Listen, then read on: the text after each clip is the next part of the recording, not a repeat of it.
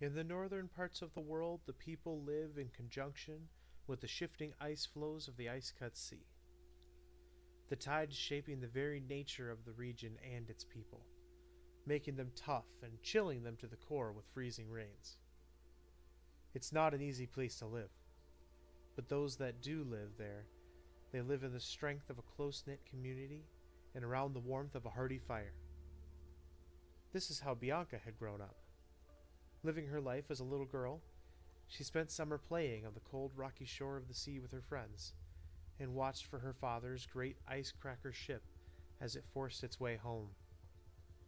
By winter, however, as the land fell quiet under the heavy, cold blanket of snow and ice, she and her family would spend their days at home, by the warmth of the hearth where they shared stories and she had studied her books.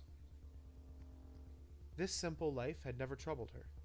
The seasonal ebb and flow of the ice was just a fact of life, and no matter how hard the winter ran, she and her family would persevere with the rest of the town. She had had no doubt that she could trust any and all of the people in her village. They looked out for each other, after all, a community of people banding together like penguins on an ice floe. But this winter had gone on too long, deep into Agmanis. The chilling grip of winter would not ease, and Bianca and her new family had begun to run out of food. Already she worried for her daughter, the young girl seeming to grow weaker and weaker with hunger with each passing day. It was just the two of them. She would often go out and beg for assistance from her neighbors, but they had offered all they had. They had also, earlier in the winter, offered all that they had had to their neighbors, and now relied on this dwindling generosity within the community. With everyone struggling to survive in the pure white blizzards of winter, they were all on the brink of death. Unsure of any other course of action, Bianca had begun rationing the few dried fruits and strips of jerkies that they had, giving her daughter the lion's share in an effort to improve her strength. Bianca had gone hungry before, she could do it again.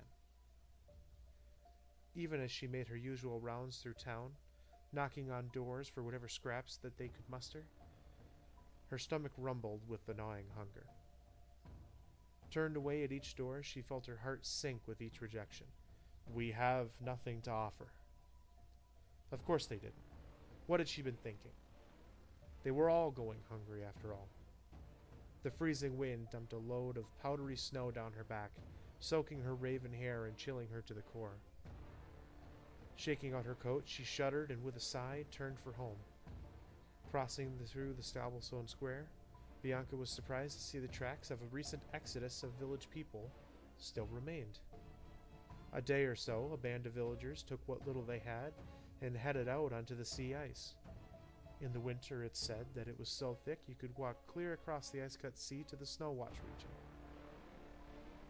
Those desperate few had chosen to load their small boats upside down on snow-runner sleds and take whatever meager supplies they had on a journey towards greener pastures and the warm halls of cities like Baden. She almost wished that she had joined them. Then she would at least feel like she was making progress. As she felt the biting wind pick up, she wrapped herself deeper in her coat, and with a shiver before turning her gaze from the long sled tracks that stretched out over the ocean, she turned for home. Rounding the corner of her street as she hurried home, she opened the door of her small cottage, fighting the wind, pulling the door shut, slamming it with a heavy thud, earning herself a brief respite from the cold. The fire had gone out while she was away, leaving only a draft of cold air that whistled its way down the chimney. In the corner, wrapped in blankets, was her daughter, right where she had left her, the young girl shivering against the cold, her lips already a worrying shade of blue. Rushing to the fireplace, Bianca quickly stoked it, hoping to reawaken any slumbering coals before throwing another cool log over them, praying that it would catch. Turning to her daughter, shivering in the dark, she watched as the little girl drew shallow breaths, small puffs of steam escaping her lips with each effort. If she didn't find some food, some warmth, her daughter would die. How far away could the caravan be by now? Maybe they should have left with them. Now they might actually not make it here alone, in the darkness of their home, starving in death and solitude. At least for that caravan there was hope. Here there was nothing. Sliding down the stone wall by the hearth, Bianca let out a sigh and felt a tear slide down her cheek. The fire would not take. She wasn't sure if she could even get it lit again. It was then that she made up her mind. It had only been a day. She could follow the tracks. She and her daughter would set out for the caravan. Rushing back into the cold of the city streets, she gathered her sled, clearing the runners of ice before loading it up with heavy furs and blankets. Rushing back inside, she gathered up what little food they had and collected her daughter, bundling her within the warmth in the sled. Within the supplies, her daughter sat, shivering in the cold, and they put up the windbreak to protect her as she mounted the foot pedals. She held on to the hand grips and pushed the sled with her foot down the icy road, propelling them out of town. As she traveled across the sea ice, the gray sky became all-encompassing. Even the town that she had left behind was obscured by a heavy curtain of gray clouds and falling snow. She couldn't go back now if she wanted. Steeling herself, she pushed on, gliding their sled across the frozen sea in an endless, desperate march towards salvation. As the day grew darker, Bianca pushed on, her daughter ever on her mind. She only stopped to briefly rest and drink water, feeding her daughter the few morsels of food that they had before returning to her forced march. Night came, and with it, a chilling wind that made it impossible to travel. Squeezing her way into the cart with her daughter, they held each other, shivering in the cold tent-like cover of the sled, for whatever sleep they could find before the light returned, and Bianca was forced to return to the task of pushing the sled across an icy expanse. The day grew longer, and the cold wind blew over them as they traveled off into the night.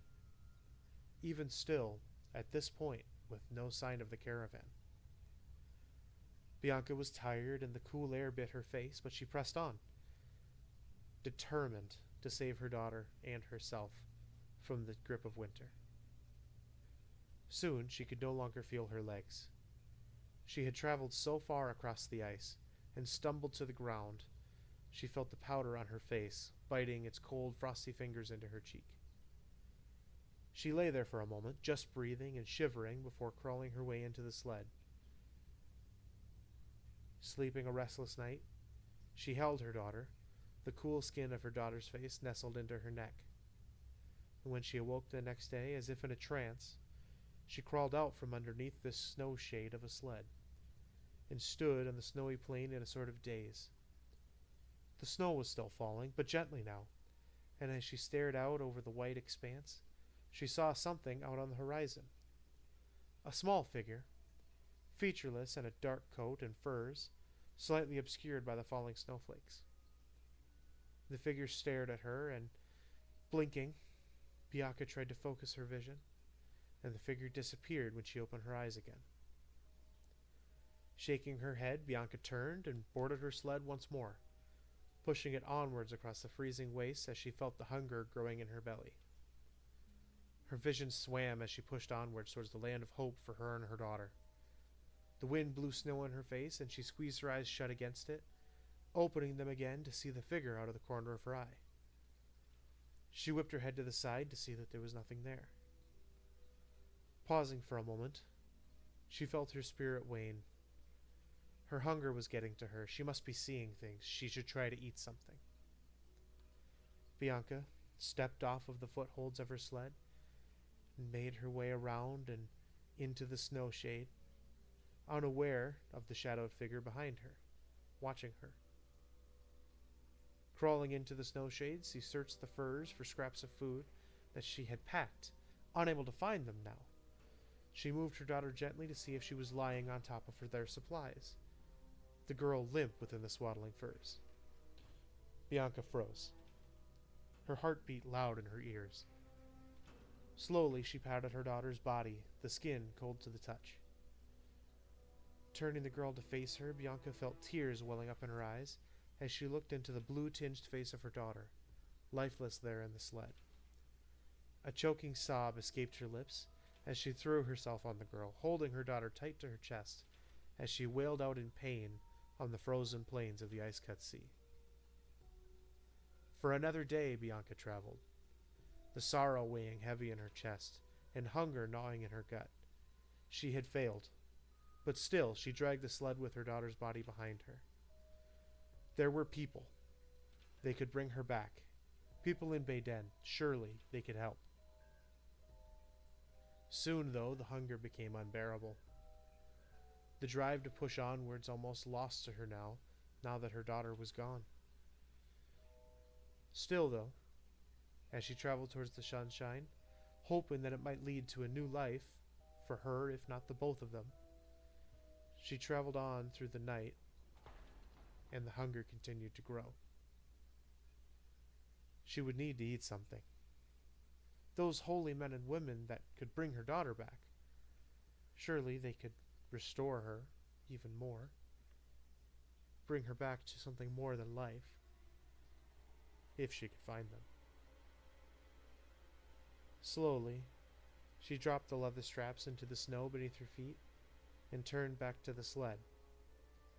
These holy people could fix her if she took what she needed, right?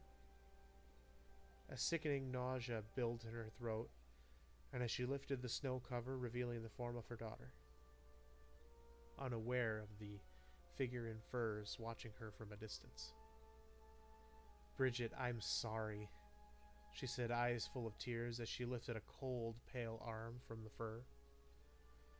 Squeezing her eyes shut, she gulped, and then sank her teeth into the back of her daughter's arm, feeling the squish of cold meat beneath her jaws. Bianca had been wandering the ice for what felt like days now. She had lost the sled long ago, her daughter with it, and she now walked over the ice fields in a haze, the blood and tears frozen to her cheeks. The freezing chill no longer bothered her. She was warm as she walked through these unholy, frozen, lonely fields in just her undergarments. She no longer cared about anything. She had nothing else to live for. The snow crunched beneath her bare feet. Crunch, crunch, crack. Her shoulder cracked as the bones snapped beneath her skin. Crunch, crunch, snap! Her spine shifted and elongated as her mind clouded further.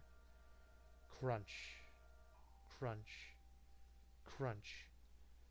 And with a final snapping sound, Bianca fell to the ground in the snow, heaving. As she rose again, she was no longer Bianca. Instead, she was now a beast of incomprehensible hunger and rage and pain. Turning, this creature, furred with a light white woolly texture, with a sleek bone-like head sprouting with horns, she saw this figure in the snow. A young girl in a coat and furs, skin tinged a silky blue color.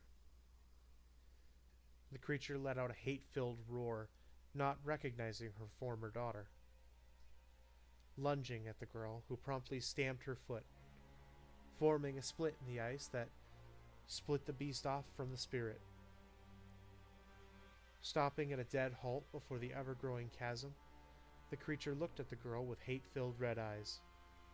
The ice floe it stood on floating out to sea as the spirit of Bridget shed a single tear for her lost mother, who was now even further beyond her reach.